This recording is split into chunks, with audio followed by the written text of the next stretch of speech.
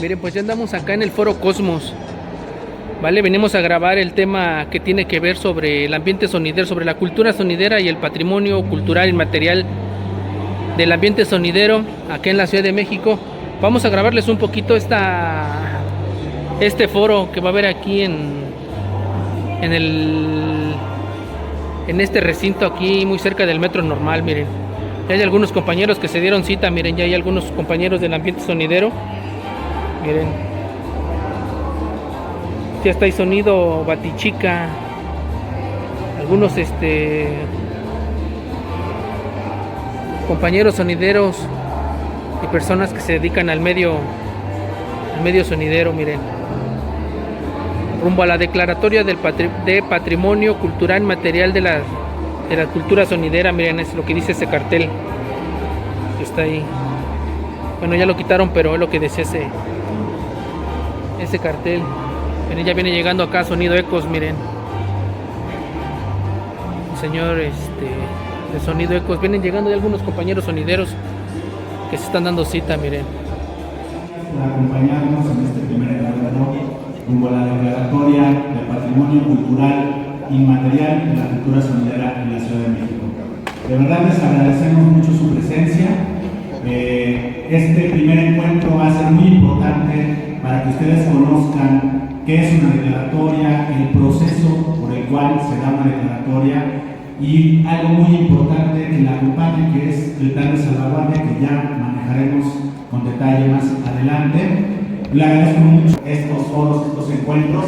Por supuesto, a Carlos Tejada de la UNESCO en México, muchísimas gracias, Carlos, por acompañarnos, también para que este acompañamiento tan importante de un organismo que se dedica precisamente al tema del patrimonio cultural a nivel internacional nos pueda acompañar y nos pueda asesorar. Y por supuesto, a la querida Mariana Delgado, investigadora, promotora, que ustedes conocen muy bien y que hoy nos acompaña también como parte de este esfuerzo integral para la declaratoria del patrimonio cultural inmaterial. Entonces, sin más, les cedo el uso de la voz a mi titular, la secretaria de Cultura, Claudia Uriel de Casa.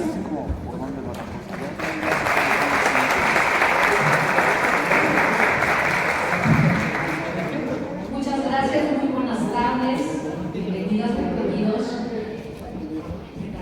Bueno, reconocer sobre todo que la participación de la comunidad sonidera pues, es fundamental para esta declaratoria. Para nosotros es muy importante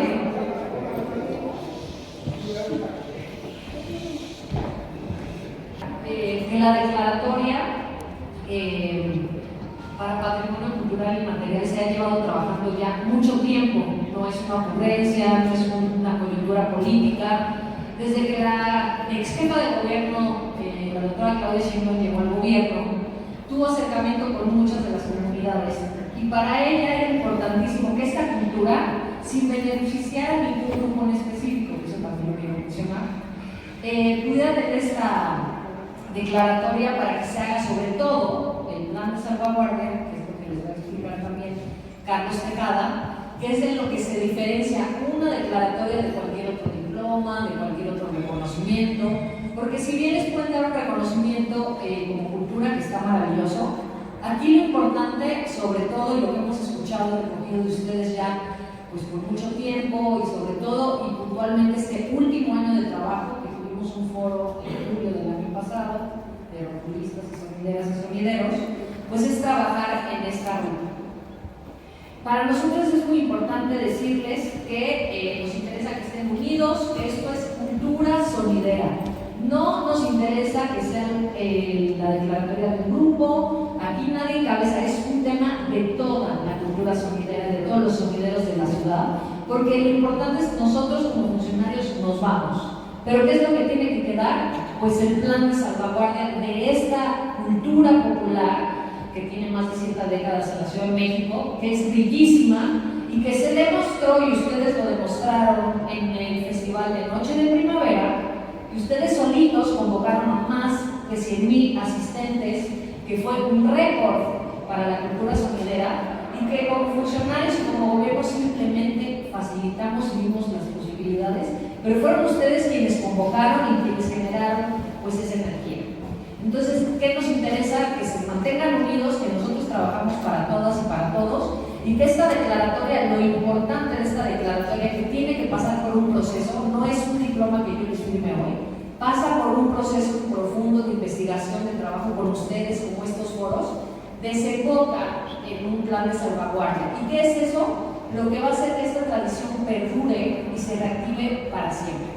En breve le voy a pedir a Carlos que ahonde en eso, porque eso es lo que trabajan con la UNESCO. Agradecerles y decirles que de entrada, más allá de ese plan, nos vemos en Noche de Primavera el próximo año para que vuelvan a reventar el Zócalo. Entonces, muchísimas gracias por su participación, les agradezco muchísimo. Y también con Jorge Muciño, que ha llevado el expediente y el trabajo con todas y todos ustedes, les voy a explicar muy brevemente, posterior al plan de salvaguardia, en qué consiste, en qué momento vamos, y también aclarar en qué se diferencia de estos reconocimientos. Lo festejamos, pero en este sentido la declaratoria tiene un proceso profundo y va a quedar ya para la historia en la Gaceta, y es un tema que ya no hay para atrás. Recientemente tuvimos la del Peñón de los Baños, que tenía 90 años de tradición. Pues bueno, viene la de las y los sonideros, los queremos unidos, y le voy a pasar la palabra a Carlos Tejada para explicar en qué consiste el plan de salvaguardia, que eso es lo que lo distingue esta acción de cualquier otro diploma, de cualquier otro festejo. Y después, que yo ya me salté como todo el protocolo, pero aquí no importa, sino que vayamos platicando y también escucharlos. Mariana Delgado lleva más de 15 años trabajando, investigando y haciendo relevante y visibilizando esta cultura, que en otros momentos lo desdeñaban como es cultura popular. ¿Y qué nos demostraron ustedes en Noche de Primavera? Que ya quisieran muchos, y que vinieron todos los barrios de la ciudad al Zócalo capitalino a compartir la alegría de su cultura. Pero bueno, Carlos, además de lo que quiera comentar, le pido que explique el plan de salvaguardia.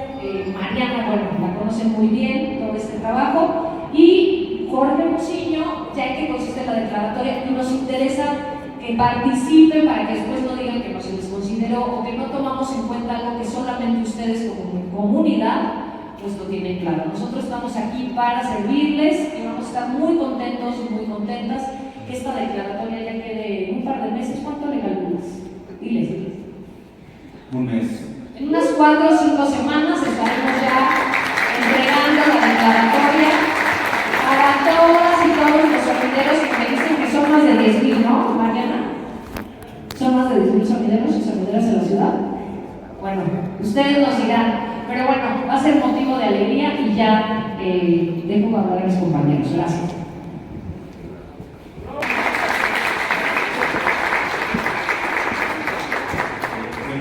La UNESCO es, por sus siglas en inglés, es la Organización de las Naciones Unidas para la Educación. Tiene la especialización en cultura, además de educación y de actividades, pero es la única que se dedica al tema cultural. A mí me da mucha alegría también porque coincide esta plática, este año se cumplen 20 años de la Convención para la Salvaguarda del Patrimonio Cultural Inmaterial, que es algo así como la ley internacional con respecto al patrimonio cultural inmaterial. Y es de esa convención de donde surge todo lo que les voy a comentar en unos momentos. También sí quiero hacer un reconocimiento. Para nosotros es muy importante y hay que resaltar mucho el interés que tiene lo que ha dicho la secretaria, el interés que tiene la Secretaría de Cultura de acompañar la declaratoria con un plan de salvaguarda. La declaratoria puede ser una medida para hacer visible una práctica, puede ser una medida para comenzar a establecer el interés por una práctica, para promover el reconocimiento y el respeto por una práctica. Pero realmente donde está el meollo de la salvaguarda está en los acuerdos que se tomen entre la comunidad que practica esa expresión cultural y el resto de agentes que están alrededor de esa expresión y que de alguna manera facilitan o no que esa expresión se siga practicando día con día. Entonces, muchas felicidades y creo que sí es importante resaltar, muy pocas veces, si lo quiero decir, muy pocas veces la intención de una declaratoria viene acompañada del interés de un plan de salvaguarda. Entonces hay que poner ahí la energía y el trabajo tiene que estar ahí, porque va a ser un trabajo arduo, ¿no? y complejo. La siguiente, por favor. Entonces, lo primero que yo les quería comentar pues es la definición de patrimonio cultural inmaterial para la Convención de la UNESCO, y básicamente la definición es bastante simple. Son los usos, las representaciones, las expresiones, las tradiciones, los conocimientos que una comunidad considera que es parte de su patrimonio cultural. Aquí el énfasis está en la comunidad, es decir, tiene que ser la comunidad la que le dé ese valor a la práctica. Si la propia comunidad no le da ese valor, nadie externo puede llegar a decirle a una comunidad: este es tu patrimonio y tienes que practicarlo y tienes que salvaguardarlo. Solo la comunidad puede decidir qué es su propio patrimonio. Y en esta definición también es importante considerar que esos usos, esas costumbres, esas tradiciones también pueden incluir los instrumentos, los espacios culturales donde estas expresiones ocurren, los objetos, los artefactos, pero siempre como elementos que propician que la expresión ocurra. Entonces, bueno, resaltar este tema, que es la definición del patrimonio, parte del reconocimiento que le dé la comunidad. La siguiente, por favor. Tiene 3 características sustanciales, y que son las 3 características en donde se tiene que enfocar el plan de salvaguarda. La primera característica pues es que es una práctica que le da identidad al grupo que la practica, ¿no? Infunde un sentimiento de identidad, de pertenencia, de conexión entre el pasado y el presente. Tiene que ser pertinente para la comunidad. Si para la comunidad pierde sentido la práctica, entonces la práctica ya no tiene razón de ser, ¿no? Entonces infunde un sentimiento de identidad. Lo segundo es que se está recreando constantemente, una y otra vez se está organizando, una y otra vez se está manifestando, una y otra vez se está volviendo a practicar. Y la tercera característica es que es una práctica que se busca transmitir de una generación a otra.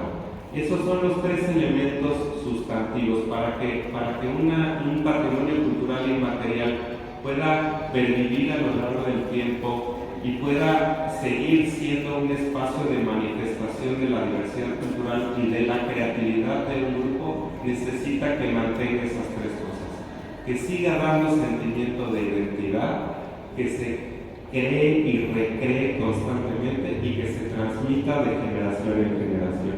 Entonces ahí les voy señalando cómo es la comunidad la que lo reconoce, es la comunidad la que lo practica y es la comunidad la que lo transmite. La siguiente, por favor.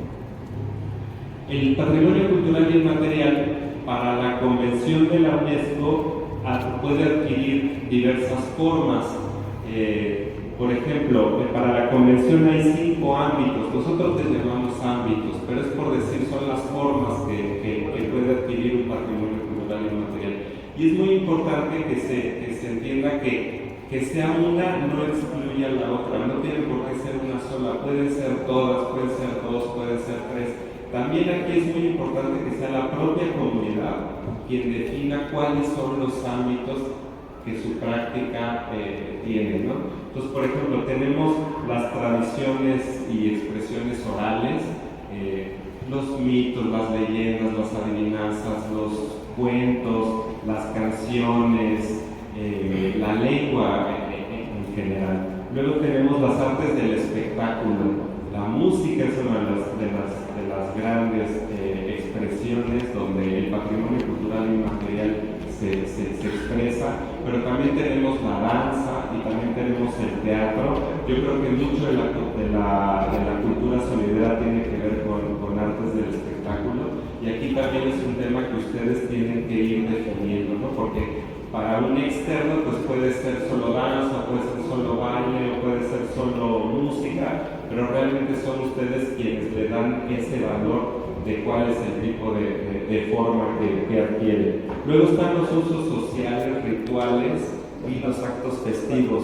Yo estuve leyendo en el trabajo que han realizado hasta ahora en el expediente, y pues explica cómo todas tiene mucho que ver lo que cada una de los eventos que hacen tiene mucho que ver con actos festivos, actos rituales, actos religiosos, momentos importantes para los barrios, momentos importantes para las comunidades.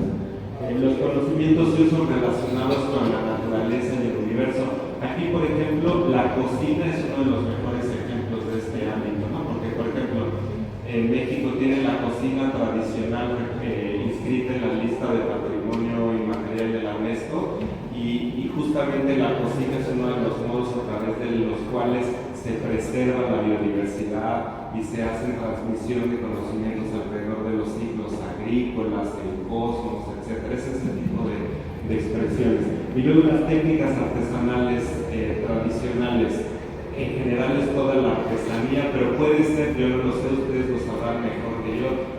Yo estaba leyendo también todo el tema que hacen con la gráfica alrededor de la cultura sonidera. También puede ser todo lo que tiene que ver con los atuendos, con el vestido, etc., ¿no?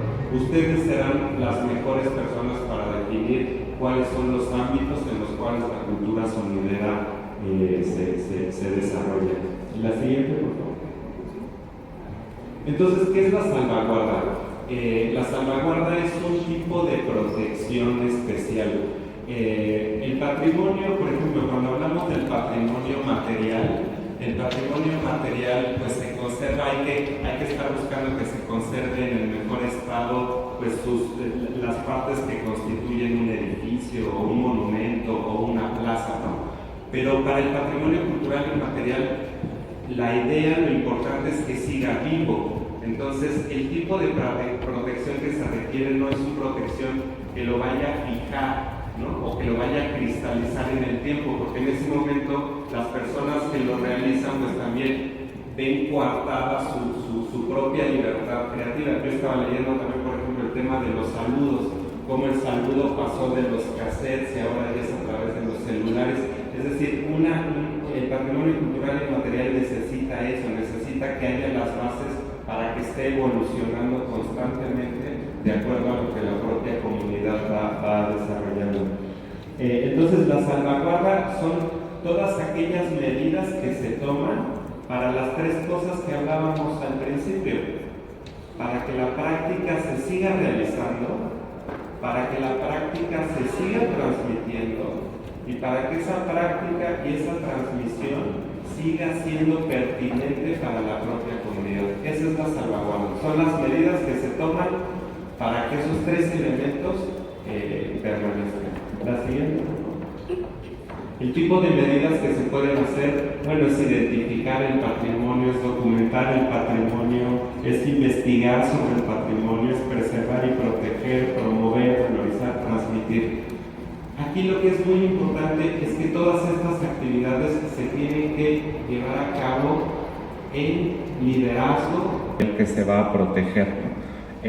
Yo estaba leyendo, está el tema de los DJs, está el tema de los maestros de ceremonias, pero está el tema de la gráfica, pero está el tema de los conjuntos de baile, pero está el tema de las orquestas y las bandas también. Es decir, todos esos elementos, lo mejor es que sea la propia comunidad quien identifique cuáles son los elementos que constituyen ese patrimonio cultural inmaterial. Y luego el segundo ámbito, el de la documentación. También estaba leyendo en lo que han hecho ustedes, lo de los medios sonideros. Me parece que es interesantísimo porque son ustedes mismos quienes están haciendo el trabajo de documentación de su propia práctica, y son todo ese tipo de labores las que hay que fortalecer y seguir encomendando. Para hacer esto hay dos herramientas: hacer un inventario y elaborar un plan de salvaguarda. Vamos a la siguiente, por favor. Entonces, el inventario es realmente un trabajo a través del cual básicamente lo que hay que hacer en muy pocas palabras es identificar cuál es el patrimonio, identificar quién es la comunidad que es portadora de ese patrimonio y que esa comunidad, en tercer lugar, que esa comunidad identifique cuáles son los riesgos que hay alrededor de ese patrimonio. ¿Qué es lo que está dificultando, imposibilitando, atrasando que la práctica se esté haciendo constantemente, que la práctica se esté transmitiendo constantemente y que la práctica siga dando un sentimiento de identidad a la propia comunidad? Identificar los riesgos, ese es el elemento fundamental del inventario. Porque una vez que se identifican los riesgos, se va ya al plan de salvaguarda. Se empiezan a identificar los riesgos y inmediatamente se empiezan a ver cuáles son las medidas que se requieren para aminorar o hacer frente a esos riesgos que están obstaculizando de alguna manera o no permitiendo de alguna manera que esa práctica se desarrolle y se lleve a cabo. La siguiente, por favor. Y lo que les decía, básicamente del inventario es el plan de salvaguarda. En el inventario se identifican los riesgos, se identifican las medidas y lo que sigue es hacer un plan que básicamente es establecer una prioridad entre esas medidas, identificar quién es responsable de llevar a cabo esas medidas, ponerle tiempo a esas medidas y evidentemente pues ponerle recurso, identificar de dónde deben provenir los recursos y las fuentes para que esas medidas ocurran. Pues básicamente eso es lo que desde UNESCO queríamos exponerles. Estamos con todo el interés, con todo el gusto de poder acompañar el proceso. Hay muchas herramientas y muchos documentos que les podemos compartir, que les podemos transmitir. Hay un documento muy importante de los principios éticos para la salvaguarda del patrimonio cultural inmaterial. Hay una serie hay por ejemplo un cuestionario guía, que eso es muy importante para las autoridades porque un poco les ayuda a ir describiendo y descifrando cuál va a ser el proceso. En fin, desde la UNESCO les agradecemos mucho esta oportunidad y bueno, pues muchas gracias.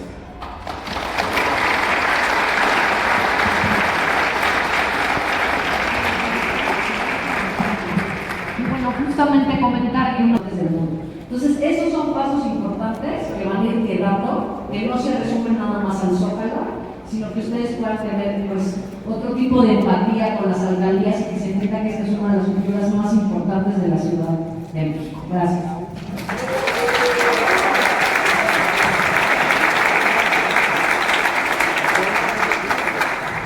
Gracias, secretaria. Gracias, Carlos.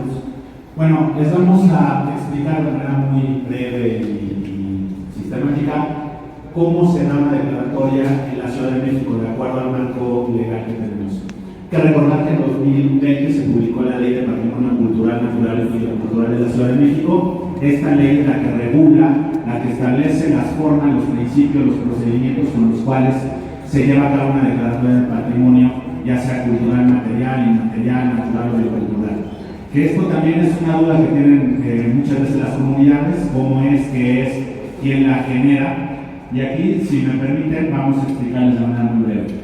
De acuerdo con la ley, el objetivo principal, como ya mencionó Carlos, es identificar, registrar, preservar, proteger, conservar, revalorizar, restaurar, investigar, difundir y enriquecer el patrimonio cultural de todas y todos los habitantes de la Ciudad de México. Para esto, la ley define el patrimonio cultural y material como todo producto, tanto individual como colectivo, que tiene un significado o valor especial para el grupo social determinado. Puede o no tener una dimensión expresamente física, ya lo platicaba Carlos, sin embargo hay una relación clara entre el espacio como una condición y la práctica como un elemento de relevancia o se identifica claramente. La siguiente, por favor. ¿Qué autoridades son encargadas de la aplicación de esta ley? Como lo pueden ver en pantalla, grupo de dependencias del gobierno de la ciudad y las propias alcaldías lo encabeza la Secretaría de Cultura, en este caso nuestra titular, la Secretaría Curiel, la Secretaría Técnica, si le hace decir por favor, de la Comisión Interinstitucional del Patrimonio. Este es el órgano que se encarga de procesar una declaratoria, y aquí es muy importante. Solamente la persona titular de la jefatura de gobierno en la Ciudad de México puede emitir una declaratoria.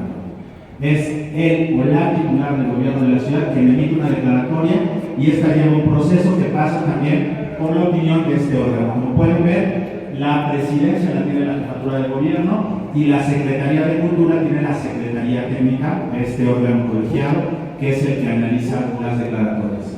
La siguiente, por favor.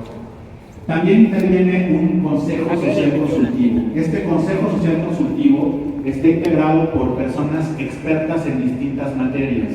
Puede ser patrimonio cultural, patrimonio natural, patrimonio arquitectónico, etc. Son 9 integrantes quienes actualmente conforman el Consejo Social Consultivo y que también nos retroalimentan o nos nutren con su experiencia. La mayoría de ellos son investigadores que han dedicado 20 o más años de su vida a la docencia y a la investigación, y para nosotros es fundamental contar con esta experiencia y que además son gente apasionada con los temas que nosotros hemos llevado a consulta. La siguiente, por favor. La siguiente, por favor. A ver, la declaratoria es un instrumento jurídico que tiene como... La siguiente, por favor. Este instrumento se procesa de la siguiente manera. Por supuesto, se detona con una solicitud. La solicitud nos lleva, en este caso a la Secretaría de Cultura, a la obligación de integrar un expediente. Este expediente, como ustedes pudieron ver a su llegada, ya está integrado en una primera versión. Este QR que les pusimos en las mesas de registro los puede llevar a la página donde lo van a consultar. Hago una precisión importante: el expediente no lo consideramos todavía cerrado porque sabemos que ustedes como comunidad nos van a enriquecer, nos van a precisar, nos van a corregir, y por lo tanto este primer documento puede ser ampliado, puede ser enriquecido, y es la idea, encontrarnos en este primer momento para que ustedes conozcan el procedimiento, para que participen en él, y nos lleva después a que este expediente que ustedes ya vieron fue remitido para consulta de las distintas autoridades que marca la ley. En este caso, de la Comisión Interinstitucional del Patrimonio, propuesta por instituciones del gobierno de la ciudad, que ya nos remitieron opiniones, todas ellas favorables, me permito decirles. También del Consejo Social Consultivo, ya fue remitido el Consejo Social Consultivo, también con opiniones favorables de parte de las consejeras y los consejeros. Y la ley sí nos establece también que las alcaldías, en el ámbito de sus atribuciones administrativas, tienen el derecho a opinar. También las alcaldías, no todas, pero una gran mayoría de ellas remitieron opinión, la mayoría de manera favorable. Yo creo que es importante también para este segundo momento que es la salvaguardia, y lo mencionaba la secretaria. Una vez que recibimos todas las opiniones de este primer expediente, tanto de la Comisión Interinstitucional como de las alcaldías y del Consejo Social Consultivo, nosotros elaboramos un dictamen. Este dictamen ya está elaborado y tiene sentido positivo. Junto con el dictamen, también tenemos el proyecto de decreto, que va a ser la declaratoria, el documento que se va a publicar en la Gaceta Oficial de la Ciudad de México, y lo emite el jefe de gobierno en este caso. Entonces, estamos justo en ese momento, ya con un expediente, ya con las opiniones, ya con un dictamen, ya con un proyecto de declaratoria que será realizado todavía, porque la ley nos marca que el dictamen va a ser opinado por instituciones académicas.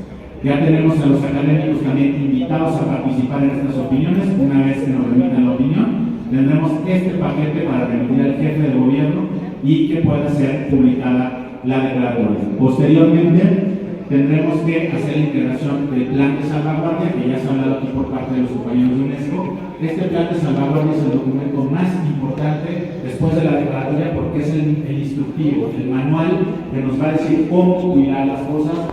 Es el principio de acuerdo entre ustedes, las autoridades y varias organizaciones que participan en estos elementos de la cultura sonidera, en donde nos vamos a poner de acuerdo para poder proteger este bien, como decía la secretaria, más allá de esta administración, y para que se quede como algo protegido por la ciudad. Nada más decirles que los queremos y las queremos unidas y unidos. Es la cultura sonidera nuestro grupo. Es una cultura que lleva años en toda la Ciudad de México, y para eso estamos trabajando. Y los que todavía no dan opinión favorable, les echamos un montón, pero tengo que despedir porque tengo que ver la jefatura. Les agradezco mucho. Va a seguir Mariana, que bueno, la conocen muy bien. Seguimos con estos foros y luego con Muchas gracias, Mariana. Si nos ayudan las compañeras, ahí está el micrófono. Entonces, si les parece bien y si hay dudas o comentarios por parte de todas y todos ustedes, me ayudan por favor a ir pasando el micrófono. Muy buenas tardes. Pues las autoridades que nos reciben en esta ocasión, yo intentaré ser breve. Quisiéramos entregarles dos documentos. El primero tiene que ver con cumplir con los requisitos que nos entregaron en una de las mesas de diálogo para avanzar en este proceso de declaración. Es la solicitud que nos entregaron. Nosotros hoy quisiéramos entregarles, digamos, ese requisito o todos los elementos que han sido pedidos. Es un documento muy técnico, porque incluso pide que se puedan expresar ideas en caracteres. Es algo completamente difícil, porque finalmente se trata de un movimiento social y es complicado intentar redactar o resumir una historia de un movimiento social en 100, en 200 o en 300 caracteres. Pero finalmente nosotros queremos decir que entendimos en la mesa que no se trataba de discursos solamente, sino se trataba de aportar materiales y contenidos. Porque hay veces que desde las áreas de gobierno se llega a creer o a suponer que del lado del pueblo, del lado de la sociedad, se es ignorante. Y este movimiento no lo es. Es un movimiento que tiene dentro de sus filas a mucha gente que puede ser su conocimiento empírico, pero que es un conocimiento valioso por lo que entraña y por lo que resuelve. Entonces, le voy a pedir a Pinocho que lo lleve allá a la meta, hasta allá, para que lo entregue. Y quisiéramos también decir que en base a ese documento, quizás lo más importante, y están ahí sugeridas 5 acciones, como lo pide el documento, para el plan de salvaguardia. Yo me quiero referir solamente a la cuarta, porque ahí están en el documento explicadas las 4 primeras, pero la quinta es la más importante. El decreto es un instrumento jurídico del jefe de gobierno, del ahora jefe de gobierno, que va a emitir, pero es un decreto que solamente tiene efectos para los ciudadanos, no tiene efectos para otros poderes de la ciudad.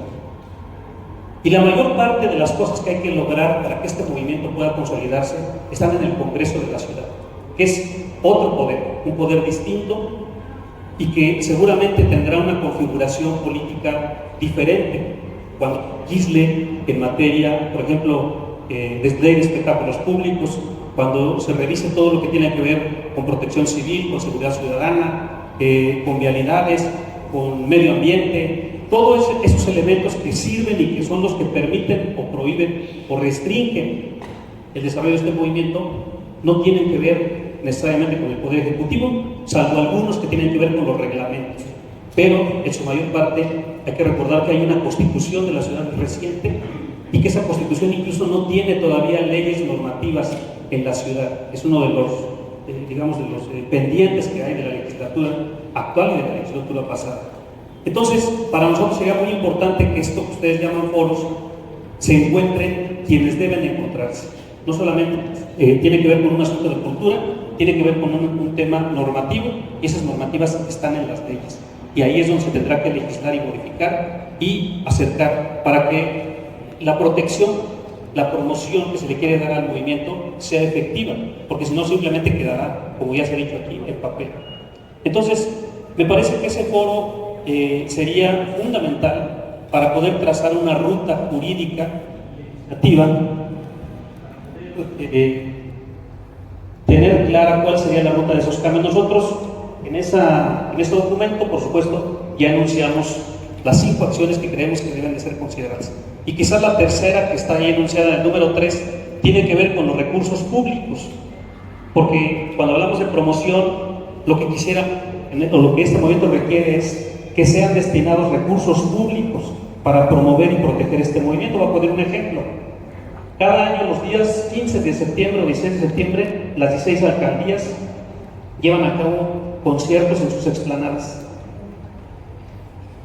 Lo podemos ver vía acceso a la información pública. En algunos casos llegan a gastar hasta 25 millones de pesos, 16, 15, para traer música. No estamos en contra de ninguna música, pero una música que promueve la droga, que promueve la violencia, que promueve las armas, los narcocorridos, etcétera. Eso es lo que vemos normalmente en las plazas, ¿verdad? Y esos procedimientos, esos contratos se le dan a promotoras culturales, entre comillas, que cobran millones de pesos. Pero no hay una sola alcaldía en el pasado reciente donde haya un evento público en el que hayan sido contratados un sonidero. Que si lo ponemos, como ya se dijo aquí, al nivel de competencia, somos tan capaces de llenar y de dar cualquier espectáculo público a la altura de los mejores grupos o artistas nacionales o internacionales. Entonces, esto es un sesgo, en algunos momentos hemos dicho hasta clasista, porque cuando, por ejemplo, la gente rica de la ciudad se reúne en el Autódromo Hermano Rodríguez para ver el espectáculo de vehículos correr, el gobierno de la ciudad despliega miles de policías con recursos públicos de la ciudad, funcionarios y equipo, logística, obviamente para proteger a esos ciudadanos. Pero cuando se hace un evento público, pregúntenle a Lucio, que aquí está, ¿verdad? Ahí le destruyeron su equipo, la policía, se lo destruyó brutalmente. Cuando hay una diferencia del trato, y eso es lo que llamamos que hay un sesgo clasista. Porque mientras para los espectáculos públicos y la cultura de la gente rica hay protección, para los espectáculos del pueblo hay violencia por parte de los órganos que se supone nos deberían de cuidar. Eso solamente estoy poniendo un ejemplo. Entonces, se requiere de recursos públicos, no solamente de discurso, de una declaratoria. Se requiere de que el gobierno destine recursos públicos y programas, y ya en el plan de salvaguarda están otros conceptos, que es proteger la cultura sonidera. Y a eso quiero referirme para finalizar mi opinión.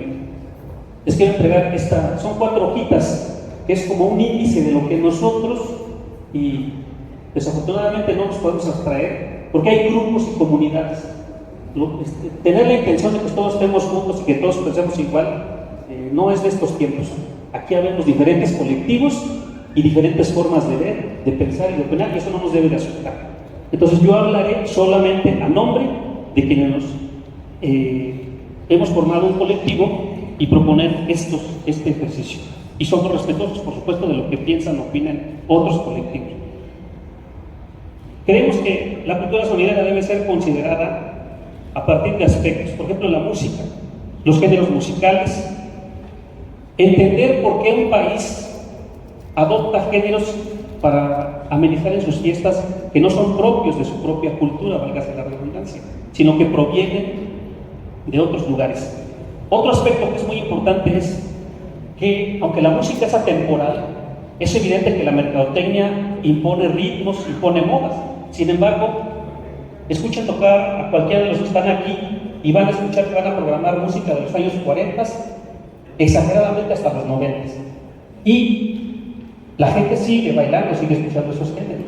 Entonces, esto nos remite a cómo proteger las grandes colecciones discográficas que posee la Ciudad de México. Aquí hay por lo menos presentes, cuando menos 10 personajes o 10 personas que tienen colecciones muy importantes. Luego el baile. Aunque la cumbia, por ejemplo, aquí hay unos colombianos que nos acompañan, ellos nos pueden decir, aunque la cumbia tiene una forma de bailar, en México, en la Ciudad de México, la gente decidió, inventó cómo se iba a bailar ese género. Y no le importó las reglas de cómo se bailaba la cumbia originalmente en Colombia. Entonces, el baile de la Ciudad de México es un baile peculiar que solamente en la ciudad se puede dar. Los clubes de baile son una forma colectiva de organización que han permitido que esta práctica no solamente sea una práctica, porque normalmente el baile se entendería como en pareja, pero los clubes de baile nos enseñaron que el baile también se puede practicar, quizás remontándonos a los inicios de la humanidad, de manera colectiva. las coreografías que ejercen los clubes de baile. Algo que es muy importante es que ahora está de moda ser inclusivos y todo esto, pero hace décadas el movimiento sonidero tomó la calle y llamó a la gente a darle un uso al espacio público, y la gente bailó en la calle. Somos de los pocos países en donde la gente no teníamos el derecho, pero es un derecho que hemos ganado, y hoy en día bailar en la calle también es un derecho. Entonces, esto debe ser considerado dentro del dictamen. Los equipos de sonido, de lo que aquí poco se ha hablado. En principio los equipos de sonido fueron artesanales. Aquí también hay muchos maestros que hicieron sus propios equipos de iluminación, que fabricaron sus propias cajas acústicas, que adaptaron a partir del conocimiento empírico equipos que fueron diseñados para funcionar distinto, y finalmente lo lograron. Entonces fueron equipos que fueron artesanales en sus inicios, sustituyeron a las marcas formales y poseedoras de la tecnología, y lo siguen haciendo, ¿no? Cada que alguien le da mantenimiento a su equipo, ejerce una actividad que va contraria a la política del mercado tradicional, mal. Y eso es un elemento que sigue siendo muy importante. Los saludos, aquí ya se ha hablado. Los saludos no son otra cosa más que el reconocimiento de las personas y de los personajes de los barrios. Son el saberse presente y además saber quién está presente. Quizás para muchas personas que no viven esto se preguntan por qué están hable y hable. Bueno, porque el saludo es la forma más elocuente de reconocer, y eso nos lleva a que es una cuestión que nos identifica. Los saludos de un barrio, de una colonia, son identidad, y a la vez es pertenecer a un grupo social, como ya lo dije, que hace uso de la calle para convivir. Y es muy importante, a falta de alternativas de recreación y de acceso económico, existe, porque a lo mejor no es bonito bailar en la calle, ¿verdad? Pero no es lo mismo bailar en el Peñón de los Baños que bailar en el Mambo Café. Allá cuesta 5, 10, 20 o 100 veces más. Entonces, que no se olvide que es un movimiento que tiene origen en una sociedad con características específicas. Y bueno, no voy a seguir leyendo pero rápidamente diría el pitch.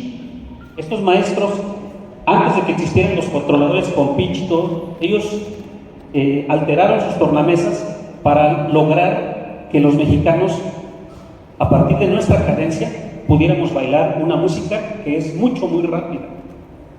Un día, por curiosidad, busquen, no sé, una cumbia, La Piojosa, y pónganla en sus revoluciones originales, inténtenla bailar y no la bailarían, porque los mexicanos tenemos una cadencia distinta a la de los países de donde tiene origen esta música.